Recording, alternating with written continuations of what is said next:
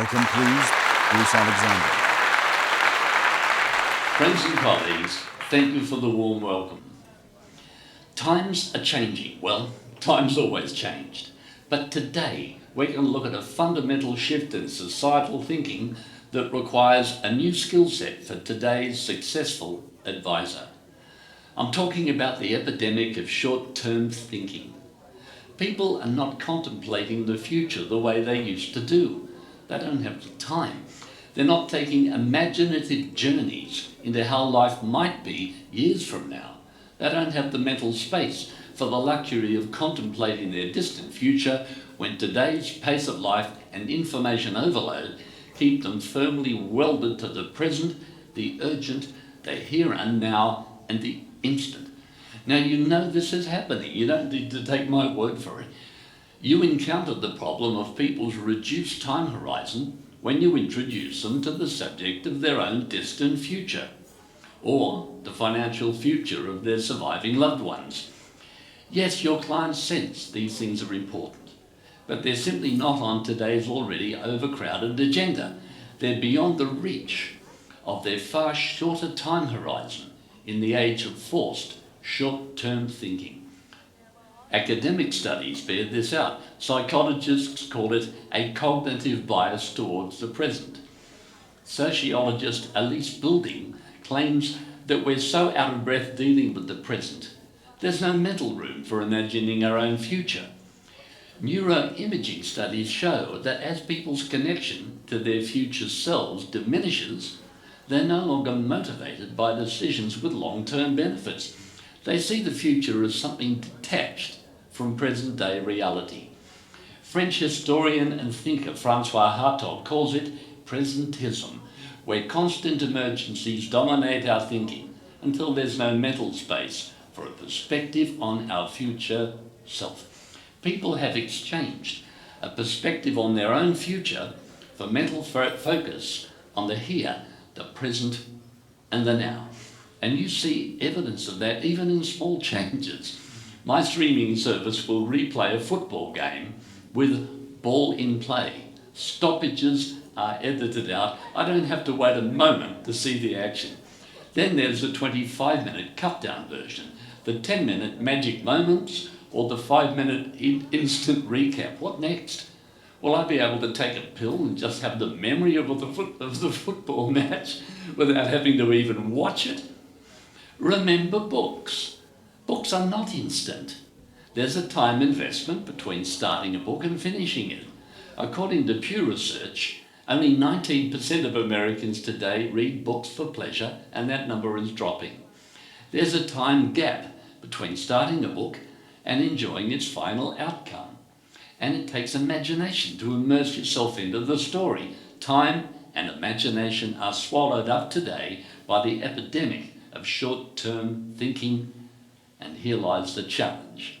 For those of you who specialize in long-term solutions such as wealth preservation, retirement planning, and the financial security of surviving loved ones.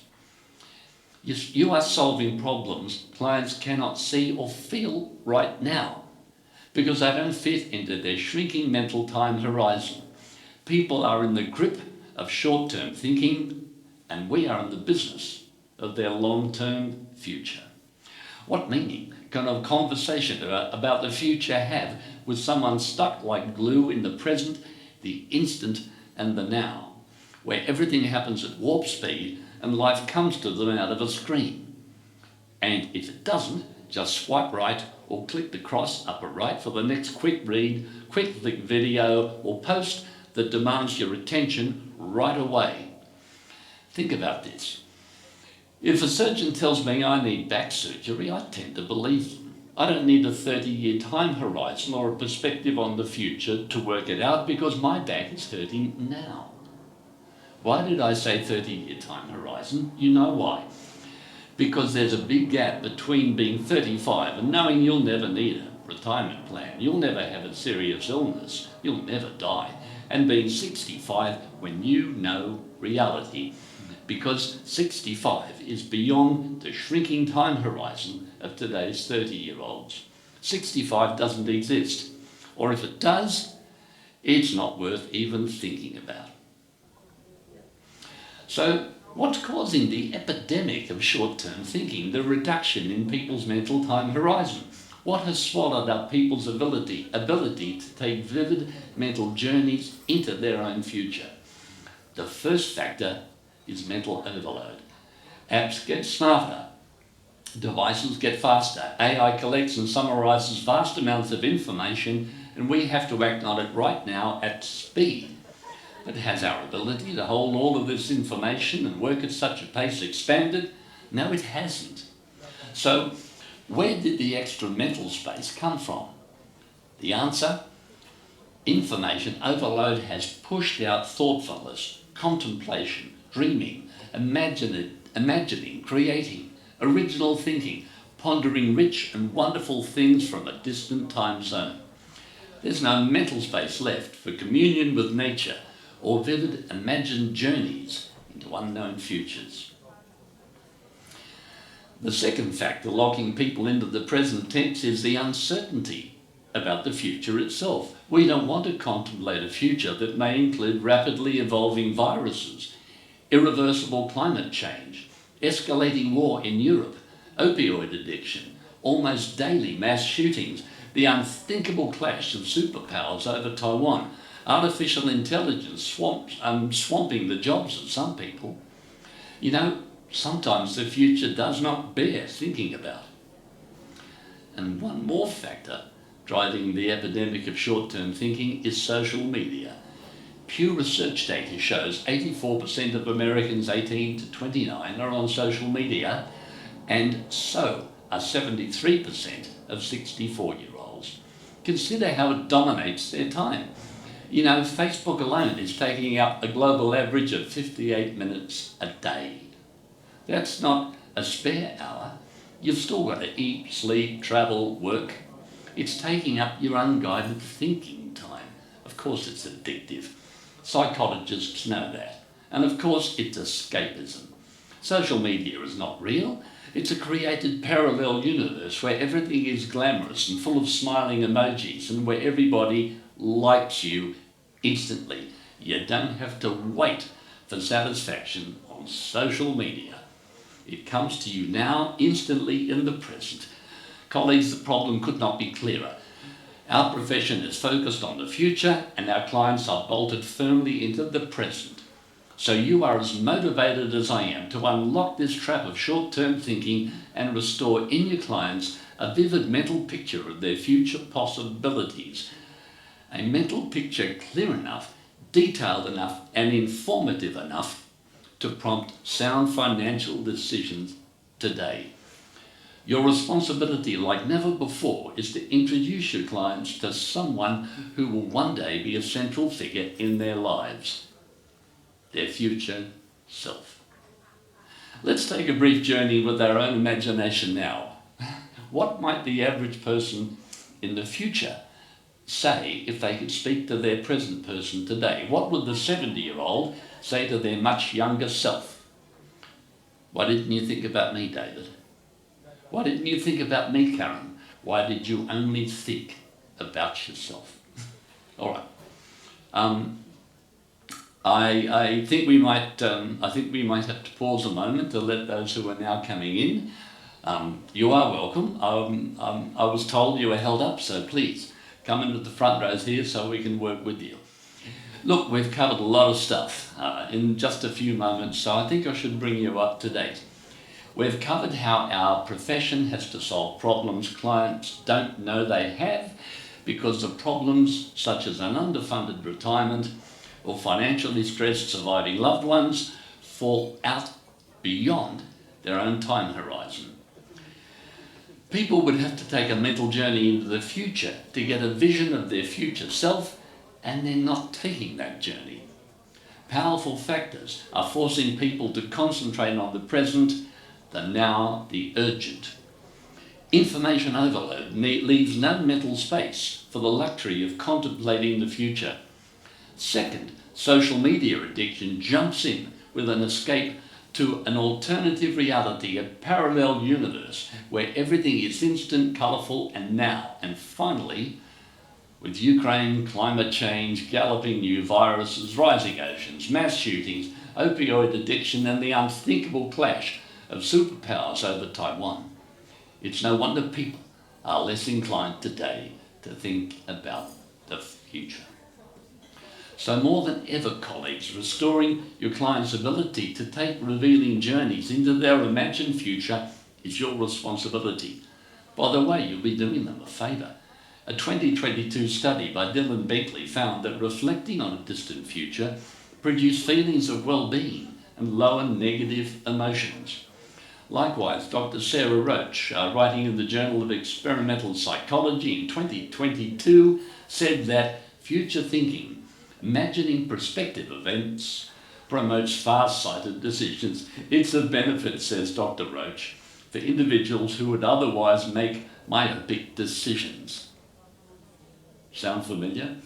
Well, advisors are paid to stop people making myopic decisions, which means we must create and restore in our clients a mental picture of their own future as vivid, realistic and lifelike as their imaginations will allow.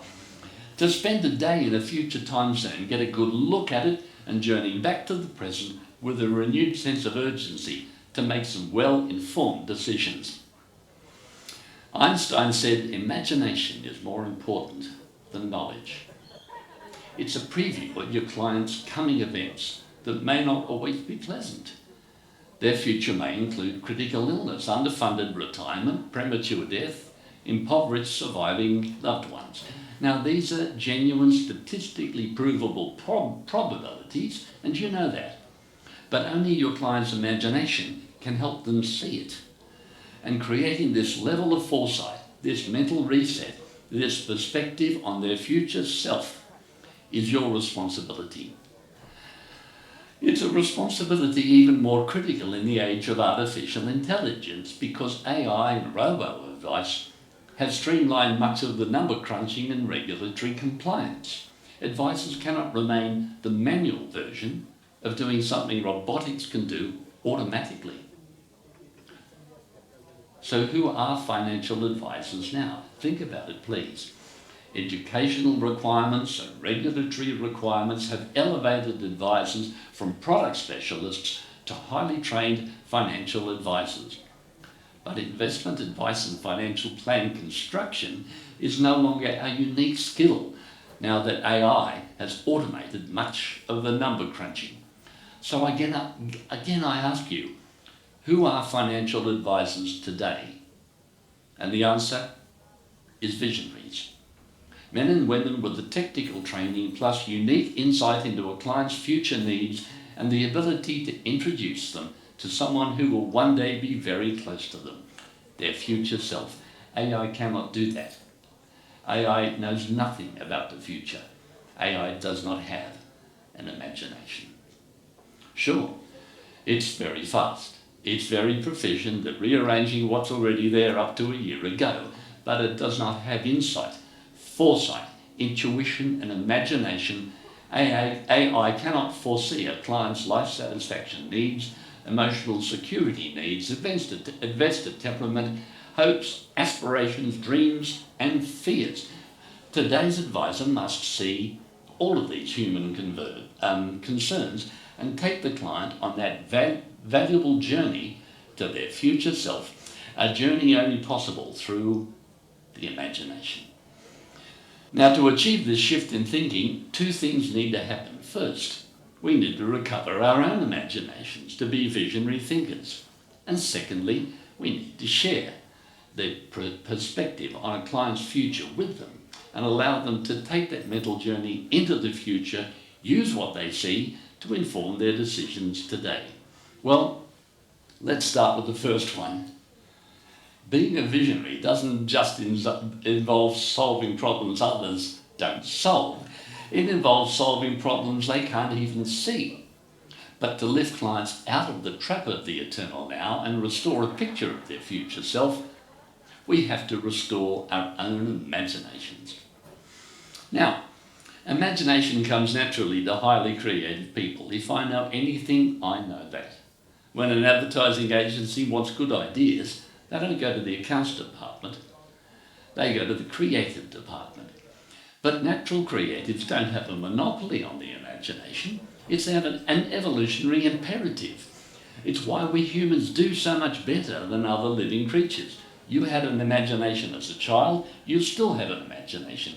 And you know this from the vivid mental pictures you see in your dreams. But years of technical focus may mean you need to take some steps to restore that vital mental capacity. All right, let's take the first step now. I want you to picture in your mind a vintage car. Got that? Now, raise your hand, please, if your car is facing to your left. Thank you. Raise your hand if it's facing to your right. Yes, I can see. And what if it's facing right at you, front on? What is the driver wearing? What's in the background? How is the weather in this imagined scene? What sounds can you hear? This mental exercise in visualization might seem like a game, but it's an important game. Picasso said life should be lived as play. Naturally creative people find this mental tool second nature, but logical, structured, numerative, fact-based, concrete thinkers like yourselves, once they develop their imagination, find this mental tool very enjoyable and liberating. It improves your ability to build future scenarios with clients if you can first see these scenes yourself. Now, mental picturing is skill one for the visionary advisor. The next one is to switch off mental chatter. You know that voice inside your head in a constant dialogue with itself? You hear it loudest in the middle of the night when you wake up and can't get back to sleep. And here's the reason. Language is processed in beta brain state, the logical thinking mode, measurable on an MRI. Sleep is only possible in the more abstract alpha brain state, characterized by that floating feeling and mental pictures and a temporary suspension of the limits of the possible. In dreams, everything is possible. That floating feeling applies in dreams too, which is why when you're dreaming, your feet never quite touch the ground. Importantly, alpha brain state, that dream thinking, can operate while you're asleep or while you're awake. And when you do, ideas come to you faster, formed in a flash by combinations of ideas that haven't yet solidified into words. Technical thinkers gain new mental proficiency when they switch off the annoying, distracting internal dialogue that keeps them locked into logical beta brain state. Well, how do we switch off that damaging mental chatter? Set aside 10 minutes a day for thinking outside your normal pattern of thought. Right? Don't be tired. You need to be alert to make this mental shift happen. Sit comfortably. Relax one part of your body at a time. Close your eyes, breathe deeply, and say a simple phrase like clear and calm over. If your mind wanders, check yourself, come back to saying your simple calming phrase. I am not talking about a mystical religious experience, colleagues. Now, I know the Hindus beat us to it by 3,000 years, but make no mistake, today it's recognized as a hard-edged brain training tool with clear commercial benefits.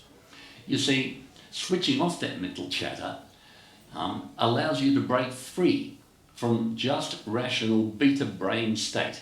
It liberates the mental processing and innovative power of the imagination and brings the brilliance and inspiration of dreams out into the daylight. Oh, it has practical benefits too. It reduces stress-related illnesses, it's enjoyable and it's free. Colleagues, what's not to like here? All right, now if you find it difficult to switch off mental chatter using this technique, start with something else. Guided meditation. These are recordings of a peaceful journey that you follow along in your mind, picturing everything the spoken commentary tells you. A very enjoyable mental journey. The University of California has some wonderful free guided meditation recordings. Just Google UCLA Mindful Map. Now, once we gain the imagination of the visionary advisor, how do we enable our clients to get a clear picture of their own future? Well, you need to start talking about the future tense from the very first meeting. Clients will understand familiar questions about their plans, aims, ambitions, career aspirations, ideal pathway for themselves and for their loved ones. All of these are in the future. The present doesn't matter at a first meeting. The present, that is what action they need to take now, is irrelevant until the client has a clear mental picture of their future. Once the client is clearly responsive to terms like intentions, plans, strategies, aspirations, ideal outcomes, all terms that evoke the future, ask questions in visual terms. Tony, I want you to picture your lifestyle in 20 years' time. Helen, walk me through a typical day in your retirement. What do you see yourself doing? Josh, how would things look if you really did achieve all of your important aims? Julie, picture yourself living on a very low income. What would that look like? Walk me through a typical day. Alan, let's take a good look at a world without you in it. Let's imagine your family without you in the picture. Helen, I want to introduce you to someone who will one day be very important to you, your future self. Daniel, what would your future self say to you if it could talk to you now? Why didn't you think about me, Daniel? Why did you only think about yourself? Colleagues, with the last example, you detect that I prompted the answer. Clients who are naturally creative thinkers will easily describe their future self or some alternative scenarios as well, sometimes with astounding clarity. With other people, you may have to see it for them. You may have to be their eyes and ears on the future. If you're a good listener, you'll know which technique to use and when. Suggest your client takes a few days to think through the ideas and future scenarios you've discussed, even if they're not yet clear. Ask them to continue to picture the future you discussed and perhaps a few more events so you can talk about them at the next meeting. Now, the gap before the next meeting is important because the imagination is most fertile when people are sleeping. Your client will need several sleeps to turn what are just scenarios into vivid mental pictures in their mind, which will give them some important emerging realities. Now let's imagine, gee, there's a good idea. Let's imagine that you are my advisor and I am your client. How effectively you succeed in fulfilling my needs doesn't depend on you. It depends on which me you're talking to. If I am mentally in the present, you're just one more person asking me to pay money. I've got plenty of those already. But if, through my imagination, I am walking in the shoes of my future self, you are showing me how to receive money, not pay money. Receive money, lots of money, more than I ever put in, for my enjoyment and the enjoyment of the people I love. And the people I love who outlive me. I can't stress this enough, colleagues. It all comes down to which me you're talking to. A me that is bolted into the present, or one who has a clear perspective on my future self. Well now, haven't we covered some territory?